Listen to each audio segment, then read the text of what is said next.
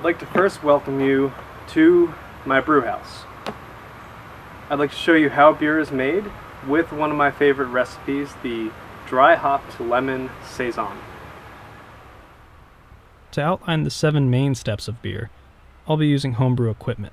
There's a bunch of small to moderate investments to start brewing at home, including a brew kettle, sanitizer, heating and cooling equipment, a fermentation tank, and more. But to do this yourself, simply visit the local homebrew store and ask for help to get started. A hydrometer is an example of equipment that's not necessary, but recommended. It measures relative sugar in an active beer and provides an ABV estimate. Step 1. A recipe should be formulated in a log like this, or saved on a computer, before beginning. Step 2. Ingredients are then produced or purchased, including hops, malts, yeasts, or other adjuncts. Step 3. Clean absolutely everything. I use OxyClean and Star San. The fermentation vessel should be spotless, as this is where your beer will live for a week or more. Step 4. The mash.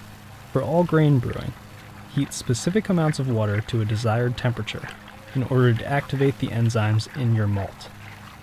The enzymes convert starches into fermentable sugar.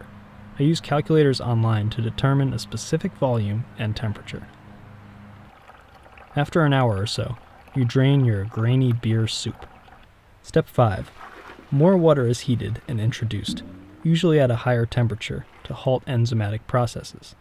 This is called the Lautering Process, which is also a batch sparge step for me. This is all to say that when the malt is reheated, it is rinsed at least once to drain any residual sugar. Striking the kettle once more, you heat your soon-to-be beer up to a boil. Step 6. Once your boil begins, you can begin your hopping regimen. This typically starts at the 60-minute mark and counts down. The longer the hops are boiled, the more bitter a beer will be.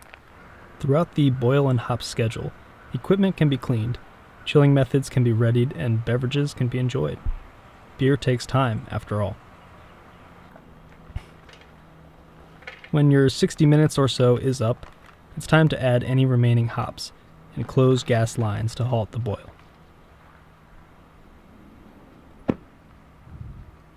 Step 7. Cool the wort. The sooner it's cooled, the less likely unwanted bacteria can find its way in.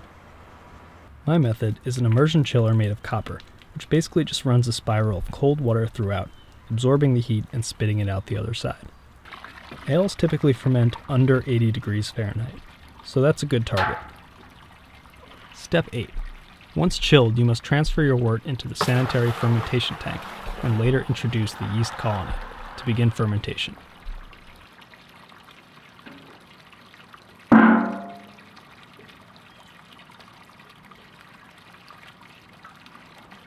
The brewer takes initial measurements here because it can take a few days or even years for yeast to gobble up all the sugar and poop out CO2 and ethanol, while settling any off flavors and maturing properly.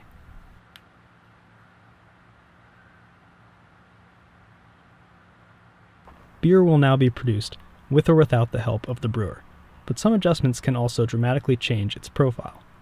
More hops, fruits, or extra adjuncts can be added late in the game before packaging to influence aroma. Most hoppy beers you try today have been dry hopped heavily at this stage, which many people seem to love. Aroma, after all, is 90% of flavor.